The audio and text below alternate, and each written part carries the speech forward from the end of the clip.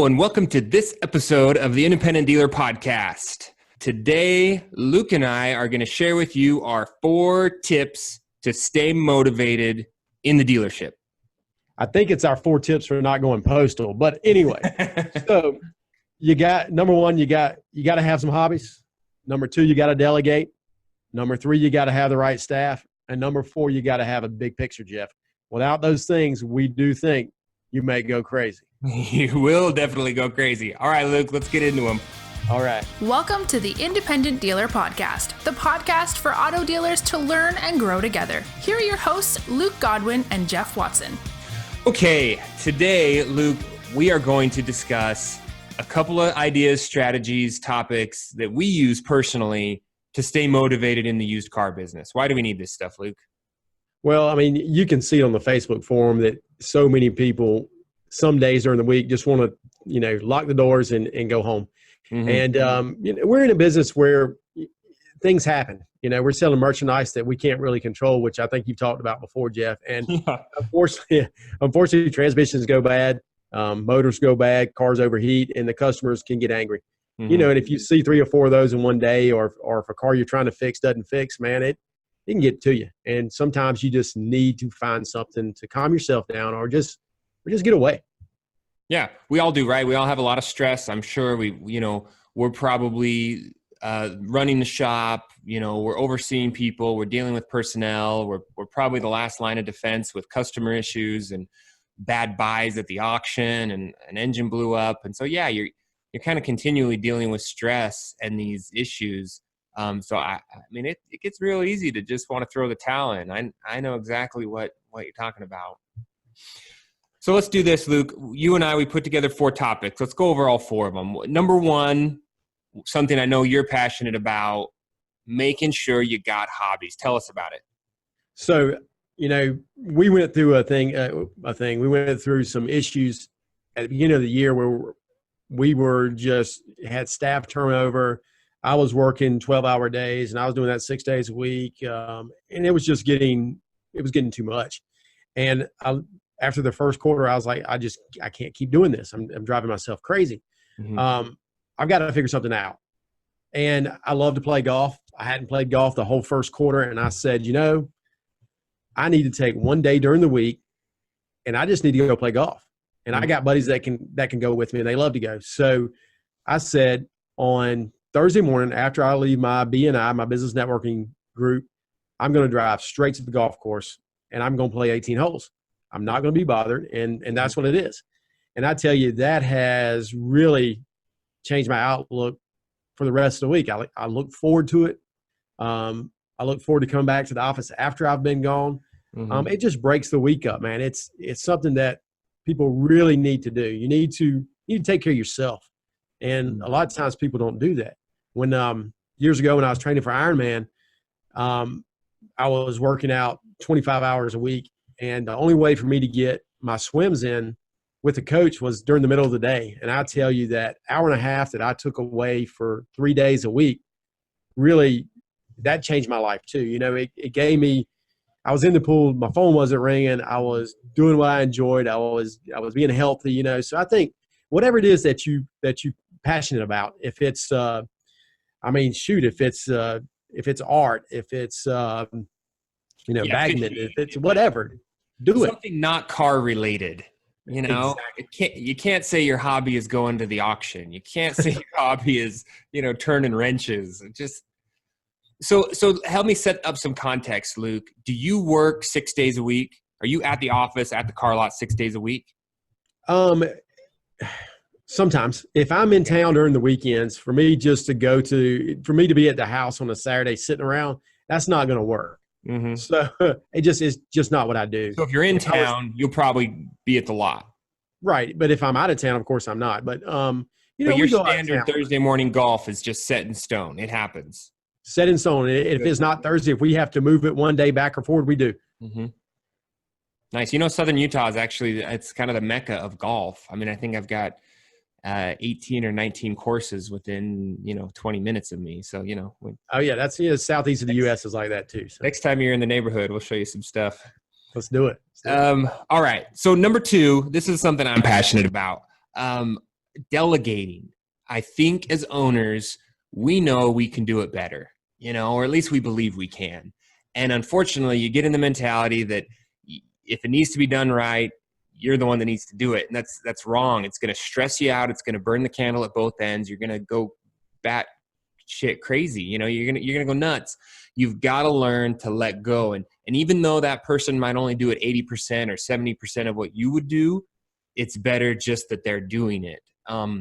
One thing I looked at, simple stuff that you can let go of, like taking pictures for your website or posting descriptions or filing paperwork, or bigger stuff like your accounting or things like that you can delegate to someone who's responsible. Just think of the time you're going to free up. And maybe you could weigh that out. When we brought on our social media girl, I thought to myself, all right, it's going to cost me maybe $1,200 to $1,500 a month. But am I going to be able to sell one more car? Just one to cover that. And that's key. And it's not what it's going to cost you. It's what it's going to cost you to continue to do what you're doing, right? How much is it costing you now? Yeah. And that's a great way to look at it, Jeff. So we all say, let's delegate. Okay. So let's think about how you did this, Jeff. Did you write a list of the stuff you do that is not worth your time? And how do we go about getting to the point of delegating? Because I'm not good at it. It's probably this could be an entire podcast in my opinion, but I think that I look at every task I'm doing. Every time I pick up a piece of paper or someone puts a Post-it note on my desk or gives me some sort of a text, I just think to myself, all right, can someone else do this? Can I set up a process or a procedure, or can I teach this to someone? Take the time to teach it to them. It might take me twice as long, but I'm going to teach it to that person and they're going to be able to do it from here on out. Now, obviously, there's some high-level stuff that I just don't want to delegate, or things that I just enjoy doing. Yeah. I enjoy, climbing up on the ladders and fixing, I was fixing a sign this morning and I was replacing the air filters and, stuff like that just gives me joy because I like to use my hands. But yeah, adding inventory to our DMS, no, thank you. So the other day, what was funny, I don't do stuff with my hands, but earlier in the week I did add an inventory to the DMS, but I was doing that for trying to figure out some of this IDMS stuff. But more than that, earlier in the week, 2 days ago, there was a car that came in with a code that really probably only I could research and figure out what to do. Mm-hmm. And I'm sitting there thinking, and I remember something on a podcast that I was listening to earlier in the week, and it said, what would a great leader do in this position? And I bought 30 cars last week, right? We got to get those cars ready. So do I bog down the shop by doing that, or do I take the time to research and figure out what's going on? And I said, what would be a better use of my time? Send it to the dealer. Okay. That might sound ridiculous, but what I did was I said, it could be this problem or it couldn't be. Now, I'd be much better off to send it to the dealer to verify the problem and let them fix it. Well, they called this morning, it's a $500 fix. But I'd be willing to bet you that I would have wasted hours verifying what was going on, plus had to buy it apart. I promise you it cost me more than $500 in the long run. Yeah. I'll tell you what, I can't tell you how many times I get neck deep in something and then I have to stop and look up and just say, what am I doing? I spent 4 hours researching this thing or doing this thing when I should have outsourced it. I should have given it to someone else. And one thing, I can't remember who the speaker was, but they said there's 3 things that you do good. You either enjoy them or you're just better than everyone. They're your core competencies, and you need to focus on those 3 things. And whether yours is buying the inventory or marketing or running your numbers or running your staff, whatever those 3 things is, you need to identify them and then focus on those, because that's what's going to move the needle. Those are going to really move the needle. The mundane stuff is just going to get you bogged down in the weeds. Yeah, the other thing you talked about there was taking the time to write down the process and procedure into a manual. And that is something that takes time. Yeah. But once you do it, all you have to do when you hire someone to do it is hand them the book and say, read this. You have some questions, come to me, but I'm going to also train you on it. So you're going to read the manual. I'm going to explain it to you. You're going to watch me do it probably for about a week. I'm going to help you do it for about a week. And then I'm going to turn you loose, because with the processes in place, you should be good to go. And if you find out that person's not good at doing that after you've showed it to them, then maybe you made the wrong hire. But if you have it in place, it's so easy to get going. Yeah, I bet you could even outsource the manual.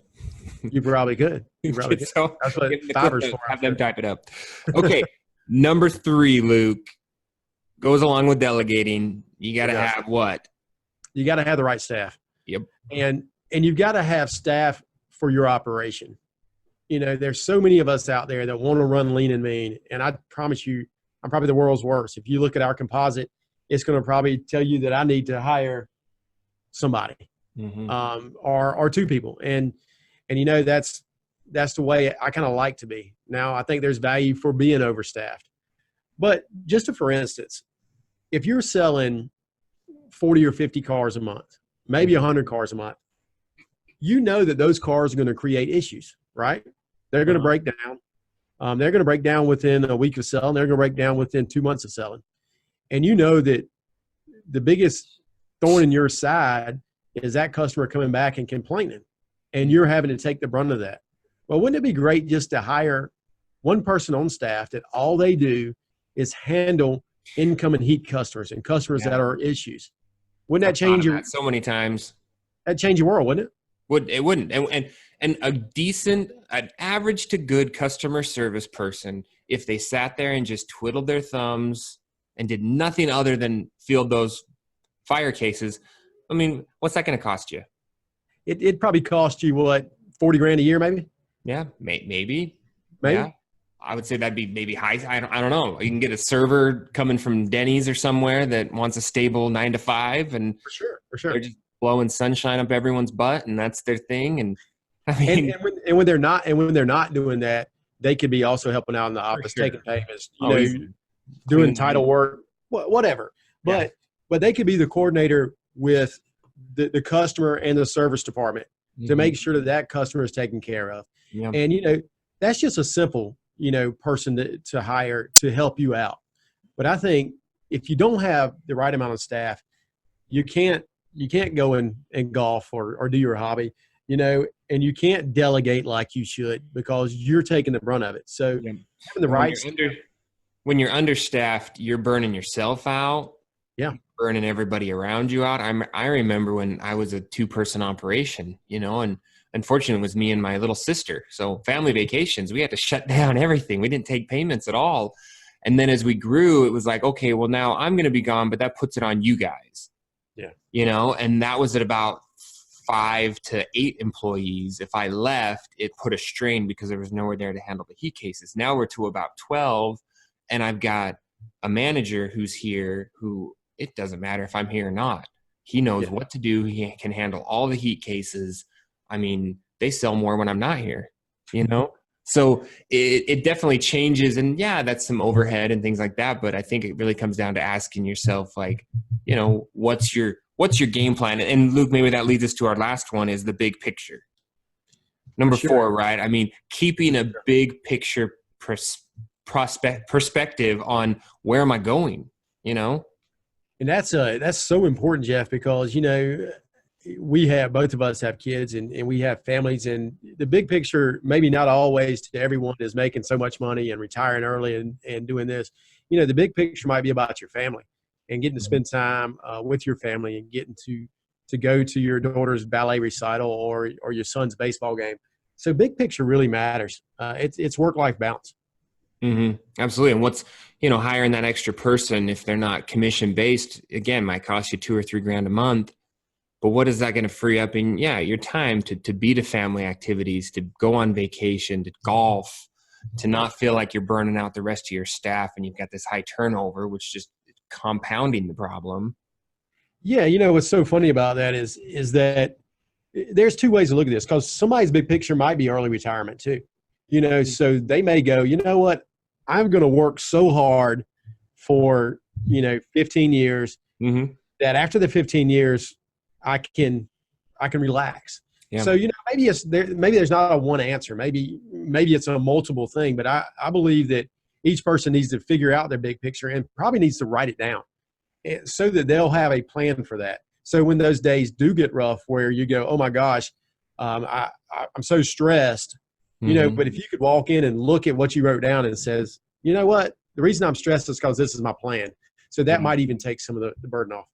No, absolutely. That makes a lot of sense. You know that you've got some goals, or you've got some mile markers along the way. And yeah, I want to be at X amount, in my nest egg at this time and this time and this time. And maybe that also speaks to, people need to make sure, I mean, it wraps us back around to the beginning of having hobbies, but you got to also make sure that you've got other interests, other investments, maybe, Yeah. I mean, you've got money do set aside. So if it did come down to the point where you literally decided to lock the doors and walk away, that's okay, because I've squirreled money away in my reinsurance company, or I've been buying commercial properties, or I own my land and I could lease it to another car lot and, go chase some other thing or retire. I think as car dealers and entrepreneurs and sole business owners, we need to understand that, yeah, I mean, no one's stepping in to take care of us at the end of the day, I mean, it's on us. So part of that stress can come by not having, a nest egg or a backup plan or a plan B, For sure. I think that's big. And, your friend who we had on 2 weeks ago talked about it, that, keeping that debt ratio low is big on that too. Because if you do get so upside down on everything that you're having to work all those hours, man, that's tough. And just remember, before you do anything crazy, make sure that it makes sense. Don't buy millions of dollars worth of property if you don't plan to be a little stressed, right? Yeah, definitely. I think I saw someone the other day make a comment about how they were selling 20 to 30 a month as a single operation, and their, net profit was like $2,000 per copy. And I was like, well, I guess that's not too bad, Not bad at all, yeah. You're a single guy and you're, a single operator, and you're bringing home $60,000 a month. I think you're probably doing all right. Maybe a little stressful, but you could probably pull back a little and still be okay. I've seen so many dealers, Jeff, who see other dealers, just whatever. Now they may be doing it or not, but those other dealers that say, "Oh, I'm selling 100 cars a month. I'm selling 80 cars a month," and you see that, and some people want to be that, right?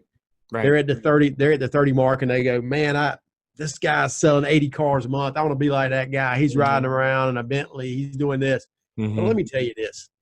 I've seen so many of those dealers who were doing that exact thing go out of business. And guys, it's not worth it. What it's about is making great business decisions, spending time doing what you like, being with your family if that's what you like. But that's what it's about. Keep it less stressful, and spread the love. I mean, the more people you can hire and pay, the better off the economy is, the better off a lot of things are. And I promise you'll see it too in the long run. Yeah. Yeah. And it's expanding your means, it's like you're taking kind of those steps into the dark by hiring that new person or bringing on that new employee, knowing that, hey, it's going to, this is going to pan out for me. This is going to work out. You do got to kind of be a little bit, take some risks sometime, maybe, if that's what you're comfortable with. Yeah, for sure. All right, Luke. Well, that's awesome, man. I think that's some 4 great points. I'll just summarize them real quick. Number 1, make sure you've got hobbies. Number 2, make sure you're delegating things, getting some of that workload off your shoulders. Number 3, make sure you got the right staff. You got people around you that are lifting you up, people you enjoy being around, that are not putting more work on you. And then number 4, make sure you're keeping a big picture perspective. What are you doing? What are you working for? What's the number 1 priorities? Are you keeping your sanity with your work-life balance? For sure. Luke, how much longer do we got till we're all going to see each other at the NIADA conference in Vegas? So we've got some pretty exciting news on that front there, Jeff. So we are going to be out there the 17th through the 21st, right? Of June. Right? Yep, June. So we got 3 weeks. 3 weeks. 3 weeks, and we'll be out there. That would be my tip number 5, Luke. Get connected with other dealers that you can talk to. I'll tell you what, man, on those days when I'm struggling or I feel like something's not going right, I got, buddies like yourself and some of the other guys that I've made friendships with. You give them a call, you chat about it, you can commiserate a little bit, and then when you hang up, you're ready to roll again. So things like these conferences are great places to go and get motivated.